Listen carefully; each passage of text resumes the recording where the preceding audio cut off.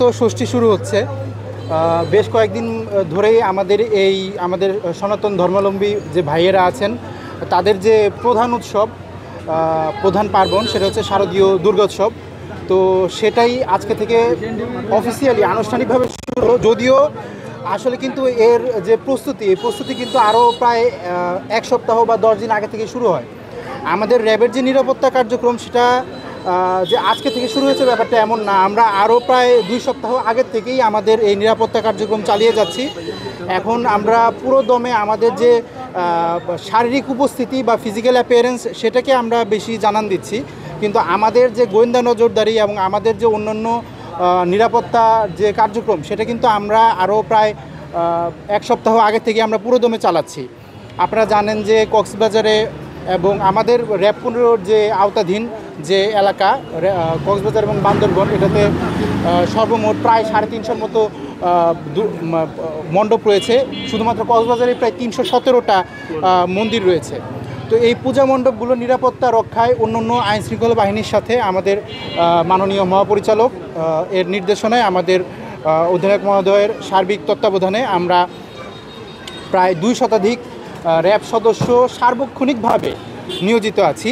এখানে বিভিন্নভাবে আমাদের প্রায় 15 থেকে 20টির মতো টহল সবসময়ই বিভিন্ন পূজা মণ্ডপগুলোতে ভিজিট করছে। একই সাথে আমাদের সাদা পোশাকে প্রায় অর্ধশত সদস্য গোয়েন্দা নজরদারি চালিয়ে যাচ্ছে। এগুলো আমাদের যে নিয়মিত কার্যক্রম, এর বাইরে শুধুমাত্র দুর্গাপূজাকে ঘিরেই আমাদের এই প্রস্তুতিগুলো রয়েছে। এছাড়াও আপনারা জানেন যে আমরা আমাদের যে যতটুকু আমাদের সামর্থ্য আছে নিরাপত্তা নিশ্চিত করার জন্য প্রযুক্তি এবং প্রযুক্তির বাইরে আমাদের যে ম্যানুয়াল যে গোয়েন্দা তৎপরতা সেগুলো রয়েছে। প্রযুক্তিগতভাবে আমরা বিভিন্ন বড় মণ্ডপগুলোতে কিন্তু আমরা ড্রোন ব্যবহার করছি। বিভিন্ন ইউভির মাধ্যমে আমরা যে সমস্ত জায়গায় অতিরিক্ত জনসমাগম হবে সেখানে কিন্তু বিভিন্ন ধরনের অপরাধমূলক কার্যক্রম ঘটার সম্ভাবনা বেশি। বিশেষ করে পকেটমার, ছিনতাইকারী, এরা কিন্তু একটা ভিড়কে কেন্দ্র করে এদের তৎপরতা চালায়। আমরা সেগুলোকে মাথায় রেখেছি, যে কারণে এই সমস্ত বিষয়গুলোকে মাথায় রেখে যখন ভিড় বেশি হবে তখন এদের বিরুদ্ধে আমাদের একটা এক্সটেন্সিভ আমাদের কার্যক্রম চলবে।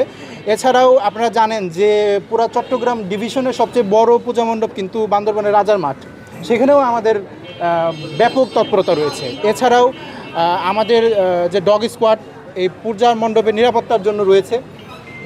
এছাড়াও আপনারা দেখতে পাবেন সামনেই, আমরা এখানে যখন অনেক পুণ্যার্থী আসবেন, অনেক বয়স্ক পুণ্যার্থী এখানে আসবেন, অনেকেই অসুস্থ হয়ে যেতে পারেন, আবহাওয়ার কারণে অসুস্থ হয়ে যেতে পারেন। এ সমস্ত বিষয়গুলো মাথায় রেখে আমরা কিন্তু একটা প্রাথমিক চিকিৎসার জন্য আমাদের একটা মেডিকেল ক্যাম্পেইন চলছে, ফ্রি মেডিকেল ক্যাম্পেইন। এখানে আমরা কিন্তু সার্বক্ষণিকভাবে আমরা অস্থায়ীভাবে এটা প্রতিষ্ঠা করা হয়েছে। আমরা কিন্তু তাদেরকে যে চিকিৎসা সেবা সেটা আমরা প্রদান করব। শুধুমাত্র এই মণ্ডপেই না, আমরা বিভিন্ন সময় আমরা যখন যেখানে অতিরিক্ত ভিড় দেখব এবং আবহাওয়া যেখানে প্রতিকূল থাকবে, যেখানে মানুষজন বেশি অসুস্থ হয়ে যেতে পারে, এ ধরনের সম্ভাবনা থাকবে, সেখানে কিন্তু আমরা আমাদের যে মানবিক কার্যক্রম তার অংশ হিসেবে আমরা এই মেডিকেল ক্যাম্পেইনটা চালাচ্ছি। এখানে আজকে ইতিমধ্যেই মেডিকেল ক্যাম্পেইন স্থাপন করা হয়েছে, সেখানে ইতিমধ্যেই অনেকেই চিকিৎসা সেবা নিয়েছেন, এখনও নিচ্ছেন। আপনারা সেখানে গেলেই বাকিটা দেখতে পারবেন। আমাদের বিভিন্ন জায়গায় ড্রোন উঠছে, এটা শহরের মধ্যে এলাকা। তো আমি যেখানেই এসেছি আমাদের যারা কমিটির সদস্য রয়েছেন তারা আমাদের পর্যাপ্ত সহযোগিতা করছেন।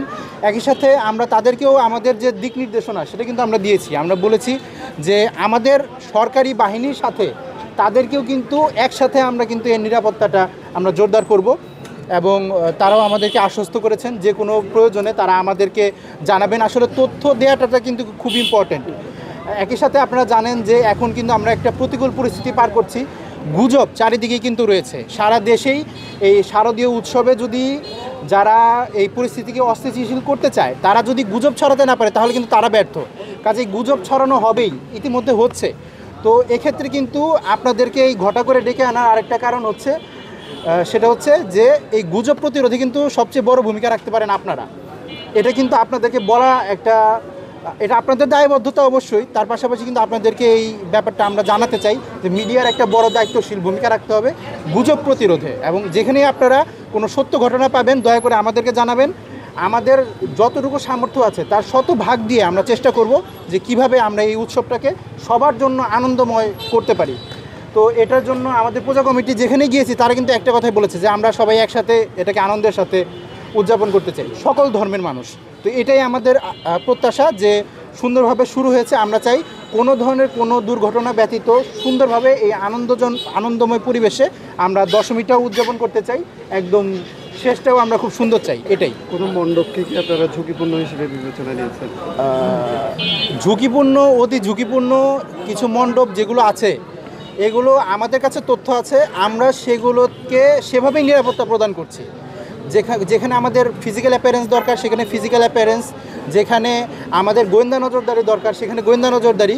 কিন্তু এটা আমরা ওপেনলি বলতে চাই না যে কোনটা ঝুঁকিপূর্ণ না। এখনও পর্যন্ত আমাদের কাছে কোনো ধরনের নাশকতা হতে পারে এ ধরনের কোনো গোয়েন্দা তথ্য নেই।